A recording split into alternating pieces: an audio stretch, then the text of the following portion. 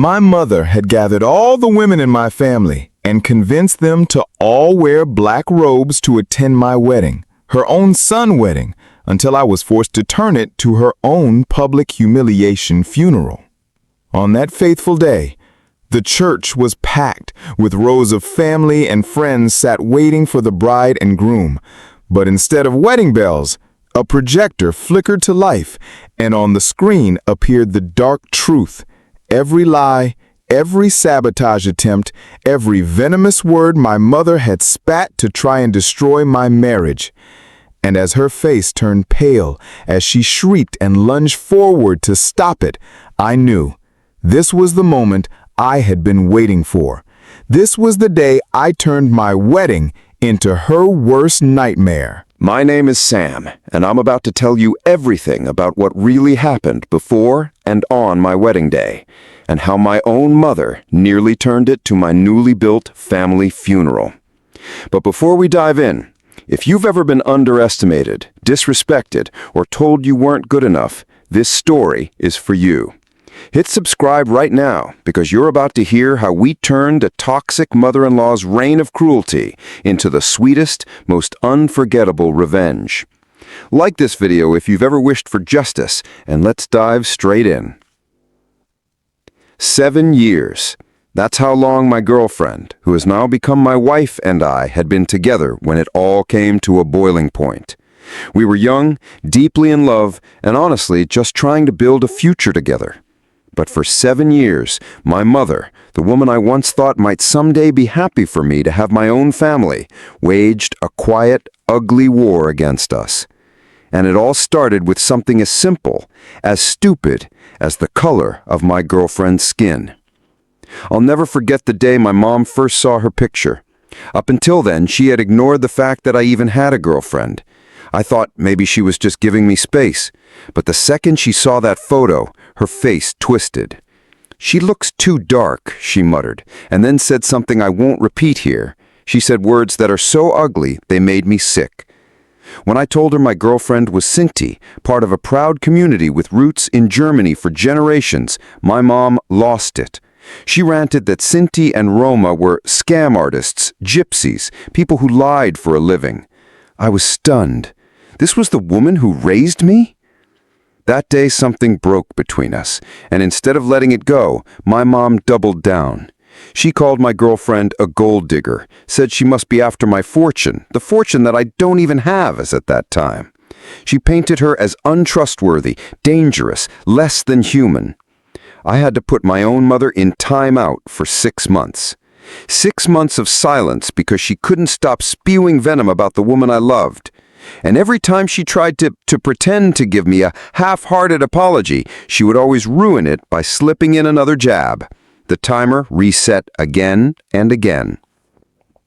You'd think a year of isolation might soften her heart. Instead, she sharpened her knives.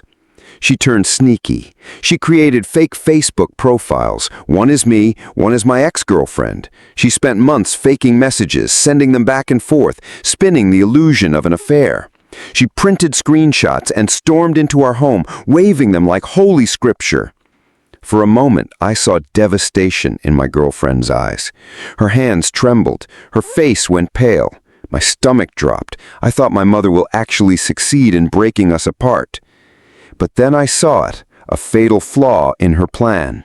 She'd claimed I'd taken my ex on a business trip, that we spent 4 days in bed together. But the truth is, that trip she lied about was actually the day I had whisked my girlfriend away for a surprise vacation. I had photos, receipts, and proof. The look on my mother's face when we called her out, when she realized her whole scheme had collapsed, was almost satisfying. Almost. But the damage was done. My girlfriend's trust had been tested, our peace shattered, and my mother, she earned herself another 9 months in exile. Still, she didn't stop. Subtle digs, snide comments, racist jokes slipped into conversations like poison darts.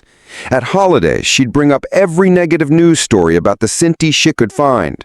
She wanted my girlfriend to feel small, unwanted, dirty.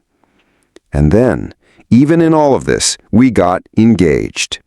I thought maybe, just maybe, she'd see how serious we were, how permanent, that she'd realize nothing she could do could stop us. Instead, she exploded, screaming over the phone that she'd stop this wedding if it's the last thing I do.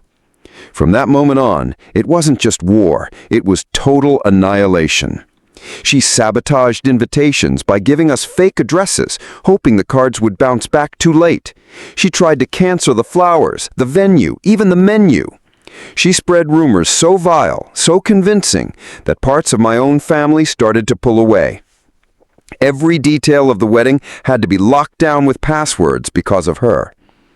And then came the final straw, the thing that turned my frustration into fury and made me realize she didn't just want to ruin the wedding, she wanted to humiliate my bride in front of everyone. Through my brother, who, God bless him, pretended to be on her side to feed us intel, we found out her plan. She had gathered all the women in my family and convinced them to wear black to the ceremony, not as a show of unity, but as a funeral. A funeral for my marriage, a public statement that this day was not joy, but mourning, that I was making the biggest mistake of my life. My blood boiled when I found out.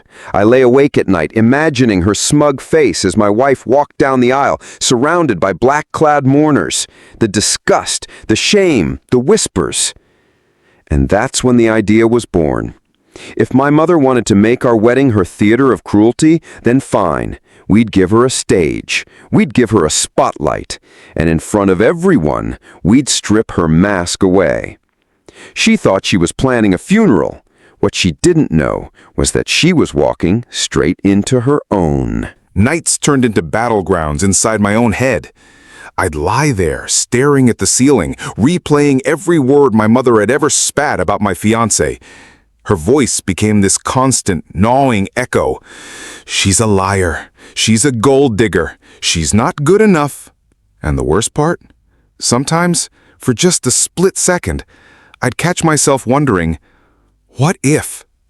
That was her power, not in the truth of her words, because there was none, but in the poison of doubt she tried to inject into every interaction, every smile, every tender moment between me and the woman I loved.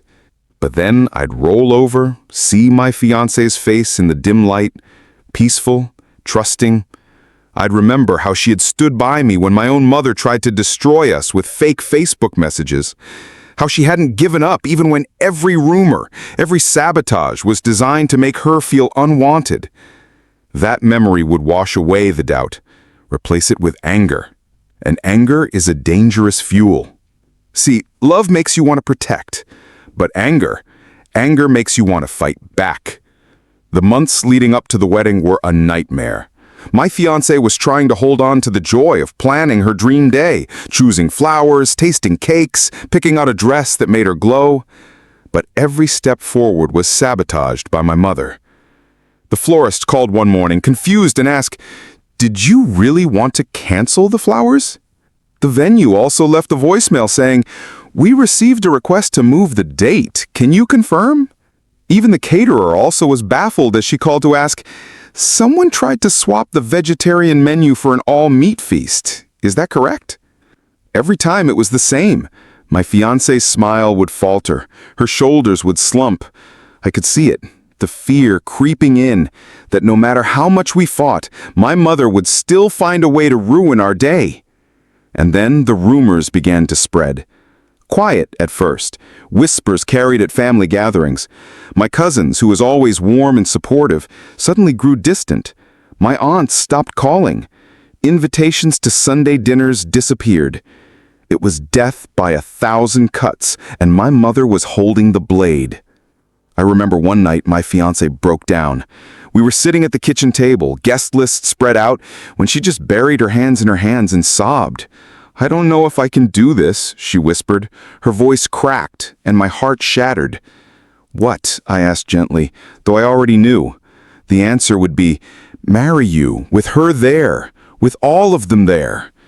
It's supposed to be the happiest day of my life, and she's turning it into a nightmare." I grabbed her hands, squeezed them so tight she had to look at me. "Hey, this is our day, not hers, not anyone else's. I don't care if the whole damn family shows up in black. I'm marrying you. That's all that matters." She nodded, but the tears kept falling. And deep inside me, something hardened. It wasn't enough to just survive my mother's sabotage. It wasn't enough to scrape by and hope she didn't ruin everything. No, I wanted her to feel what she had made us feel. The sleepless nights, the fear, the humiliation. But we weren't ready yet. Revenge can't be rushed. It has to be crafted, meticulous, precise. And then, like a gift, my brother called. He'd been playing double agent for months, pretending to be on my mother's side, feeding us her plots while keeping her trust. His voice was low, urgent. "She's planning something big," he said. "What now?" I sighed, exhausted. "She's telling all the women in the family to wear black, funeral black. They're going to treat the wedding like a wake, like your marriage is a death sentence." Silence stretched between us. My jaw clenched so hard it ached. "You're sure?" I asked. "Positive. I saw the messages myself." I hung up the phone and sat there numb. My fiancé looked at me, concerned. "What is it?" I told her. Every word. And as I spoke, her expression changed, not to fear, not to sadness, but to something sharper. Her eyes narrowed, her lips pressed into a thin line. "Then we give them a funeral." It was the first time I'd seen her fight back, and damn, it lit a fire in me. That night, we started planning. We spread papers across the table, drew timelines, listed every one of my mother's sabotages, every voicemail, every rumor, every failed attempt to destroy us. We had evidence, so much evidence, and we were going to use it. The plan wasn't just to survive the wedding. It was to take everything my mother had done, every secret she had whispered, and shine a light so bright she couldn't hide. If she wanted to make our wedding her stage, we'd let her. But she wouldn't be the star. She'd be the villain exposed, stripped bare in front of everyone she had manipulated. We had 4 months to prepare. 4 months to gather evidence. 4 months to set the trap. Something shifted inside both of us that night. We weren't just victims anymore, scrambling to defend ourselves against my mother's constant attacks. For the first time, we were on the offensive. The first step was simple: gather proof. My brother became our shadow informant, slipping us recordings, screenshots, and whispered updates whenever my mother hatched a new scheme. He was good, better than I ever expected. He knew how to act outraged on her behalf, to nod along while she spewed venom, all while hitting record on his phone, or saving another incriminating message. The florist gave us a voicemail of her pretending to be my fiancé, clumsy in her imitation, but dripping with arrogance. "Yes, this is the bride," she said, voice pitched just enough to sound fake. "Cancel the flowers, we don't need them." Anyone who knew her could tell it wasn't her voice. It was so sloppy, it was almost insulting. The caterer had a similar story. Emails from her demanding changes to the menu, even threatening to pull the booking if they didn't comply. The venue manager confirmed she'd tried to shift the date, spinning a tale about a family emergency. Every piece was another nail in the coffin of her credibility. But the crown jewel came from my brother. He had secretly installed a piece of software on her computer, spyware that recorded Skype calls, saved emails, logged keystrokes. Risky, yes, but he was committed, and what it captured was devastating. Hours of conversations where she trashed my fiancé, where she told family members we were rushing into marriage, that my fiancé was only after money, that she was lazy, untrustworthy, a stain on our family name. Lies stacked on lies, dripping with venom. When we played back the first recording, my stomach turned. Hearing her speak that way, about the woman I loved, cut deeper than I expected. But then I looked at my fiancé, and instead of pain, I saw resolve. She leaned forward, hit the replay button, and whispered, "Perfect. We'll use this." From that moment, it wasn't just planning a wedding anymore. It was planning an exposé. We started cataloging everything: dates, times, recordings. We built a highlight reel, a damning montage that would leave no room for excuses, no cracks for denial to slip through. But we knew evidence wouldn't be enough. We needed a stage, an event so powerful, so unforgettable, that it would destroy the narrative she had been weaving for years. So we turned to my fiancé's parents. Her father, calm but firm, listened to our plan without interrupting. When we finished, he leaned back in his chair, thoughtful. "You want to show this to everyone at the wedding?" "Yes," I said. "We want her lies exposed, not whispered about, not denied, exposed." He nodded slowly, then smiled. "Good, because she's been playing games long enough. Let's help you make it perfect." Together we refined the plan. During the ceremony, before the vows, the guests would be told there was a short delay. While they waited, a DVD would play. Just a few minutes long, but long enough to obliterate any illusions my mother had built. We didn't tell the whole family. Only my fiancé's side knew in advance. They swore to secrecy, playing their parts perfectly, smiling and chatting with my relatives as if nothing was wrong. Behind the scenes, though, every detail was locked down. The projector tested, the sound checked, the recording edited for maximum impact. We even planned for her reaction. We knew she'd try to stop it, to scream or storm the aisle. So we arranged for 3 quiet, unassuming men, friends of her father, to sit strategically near her. If she tried anything, they'd intercept, calm but firm, and return her to her seat. It was a trap with no escape. But even as we planned, the pressure built. At night, I'd lie awake again, not with doubt this time, but with anticipation. What if she found out? What if she sensed the setup? What if the video malfunctioned? And yet there was a thrill, too.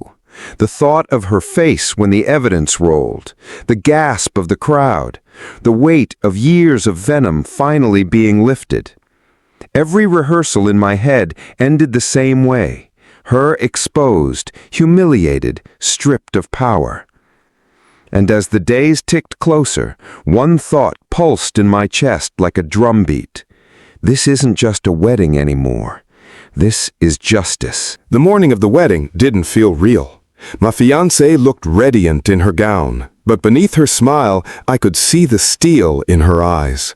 We weren't walking into a celebration. We were walking into a battlefield. As we arrived at the church, I scanned the crowd. Sure enough, there they were, rows of my relatives, dressed head to toe in black. It was almost theatrical, the way they filed in like mourners at a funeral. Their faces were somber, smug, as if they believed they were making some kind of statement. My jaw tightened, but I didn't say a word. Let them think they'd won. In a few minutes, the curtain would rise and the show would begin.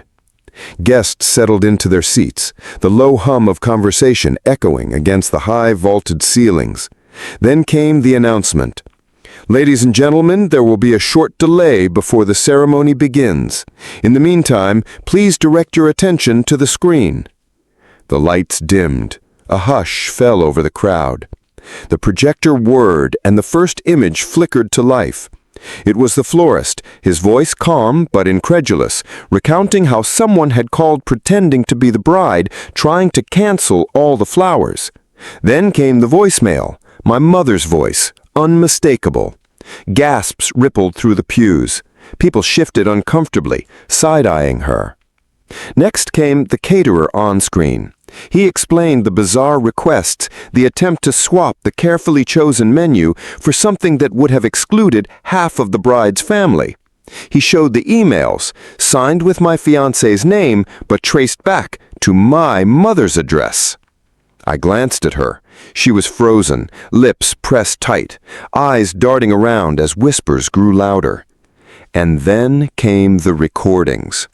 My brother's compilation began to play, her voice filling the church. She mocked my fiancé, calling her a scam artist. She lied, saying she'd caught me cheating.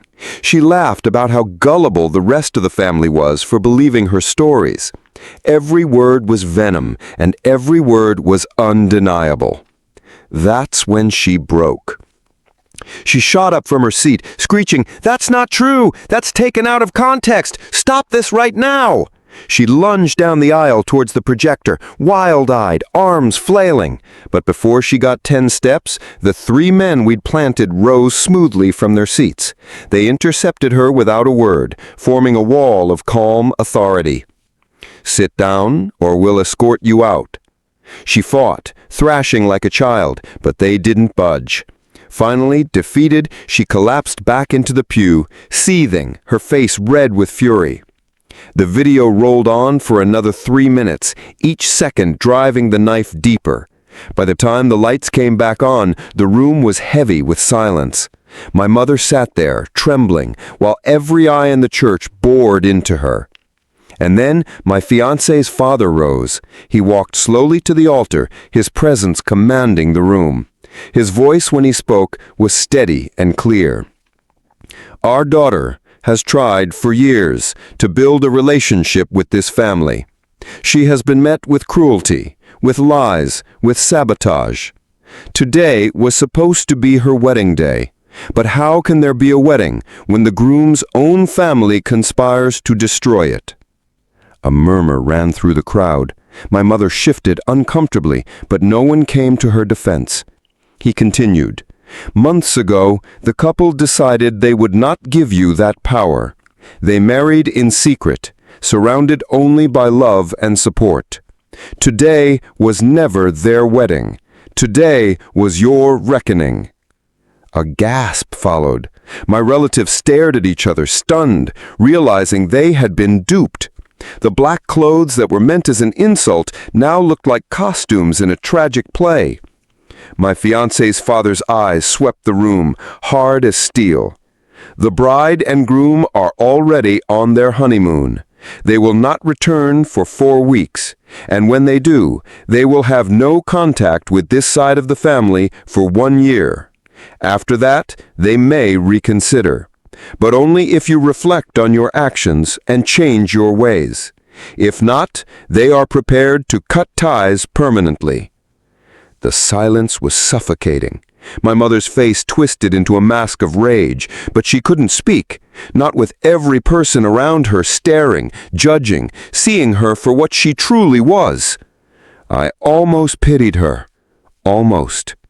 But as I imagined her plotting, scheming, confident she would ruin our wedding, and then being outplayed in front of everyone she tried to manipulate, no, there was no pity. There was only satisfaction. Our plan had worked. She wanted a funeral, and we gave her one. The funeral of her lies, her power, her control. And in that moment, justice had never tasted sweeter. The silence after my fiancé's father's speech was deafening. A silence so thick you could feel it pressing down on your chest, demanding to be broken. But nobody dared move. Nobody except my mother. Her face was twisted, her hands trembling as she gripped the edge of the pew so hard her knuckles turned white. She opened her mouth once, twice, as if searching for words, but none came. For the first time in years, she had no weapon. No lie, no scheme, no scapegoat, only the evidence of her own cruelty replaying in everyone's minds. And then the eyes began to turn. My aunts, my uncles, my cousins, people who had believed her whispers, who had dressed in black as her silent army, looked at her not with sympathy, but with disgust. Some shook their heads. Others avoided her gaze entirely, ashamed of what they had been complicit in. She sat there isolated, exposed, drowning in the silence she had created. It was everything she had tried to inflict on my fiancé. Now, it was hers to carry. When the service was dismissed, people filed out quietly, avoiding her. My father tried to put a hand on her shoulder, but she jerked away, humiliated. The women who had shown up in black left hurriedly, muttering excuses, their so-called statement now a mark of their gullibility. And me? I wasn't even there. That was the beauty of it. While she burned under the weight of her lies, while my family sat in stunned silence, I was thousands of miles away, standing on a beach with the woman I loved, watching the waves roll in. Married, free, untouchable. When the news reached us, texts from my brother, who had gleefully reported every detail, we didn't celebrate loudly. We didn't gloat. We sat together, hand in hand, and let the weight lift off our shoulders. For the first time in years, we could breathe. Justice isn't always about shouting your victory. Sometimes it's about quiet peace, knowing the war's over, and you won. But the fallout didn't stop there. Weeks later, after we returned from our honeymoon, messages trickled in. Sheepish apologies from cousins who admitted they'd been manipulated, aunts who confessed my mother had poisoned them with lies, uncles who admitted they should have known better. Slowly, they began to see her for who she really was, a master manipulator who thrived on control. And the proof? They had heard it with their own ears. My brother, armed with recordings and evidence, helped peel back the layers for those still clinging to denial. Each new revelation chipped away at the myth of the devoted, misunderstood mother. By the end, she was a pariah. 80% of the family turned their backs on her completely. Her throne of influence crumbled. And me? I made good on the promise. 1 year of silence. No calls, no texts, no visits. Every time she tried to reach out, we reset the clock to 0. It was strict, it was cold, but it was necessary. Boundaries forged in fire. When that year ended, I thought maybe, just maybe, she'd use the time to reflect, to apologize, to change. But she never did. Pride wouldn't let her. And so, she remains cut off, a ghost on the edge of family gatherings, a woman whispered about, but never welcomed. Her punishment wasn't prison. It wasn't revenge in the traditional sense. It was worse. It was irrelevance. She had wanted to control everything, my marriage, my happiness, my future, and in the end, she lost it all. Sometimes revenge isn't about destroying someone's life. Sometimes it's about showing them that without you, without their control, their power means nothing. And that's exactly what we did. Looking back now, years later, I realized something important. Revenge isn't always about striking back in the heat of the moment. It isn't about shouting louder or stooping to their level. Real revenge is patience. It's control. It's waiting until the right moment, when the truth can't be denied, and letting reality do the cutting. My mother thought she could define my life. She thought she could poison my relationship, sabotage my wedding, and still stand at the center of attention, smug and untouchable. Instead, she got what she feared most: exposure. Her lies stripped bare, her control shattered, her influence destroyed. And the sweetest part? We didn't even have to raise our voices. We let her own words bury her. That's the kind of justice people rarely get to see. Not the cinematic, explosive kind, but the kind that reshapes everything quietly, permanently. The kind that turns the villain into a ghost of their former self. And for us, it gave something priceless: peace. A marriage built not on fear or compromise, but on strength. On the knowledge that together we could endure anything, even the storm of my mother's cruelty, and still come out stronger. It taught me something too. Sometimes the people closest to you will try the hardest to control you.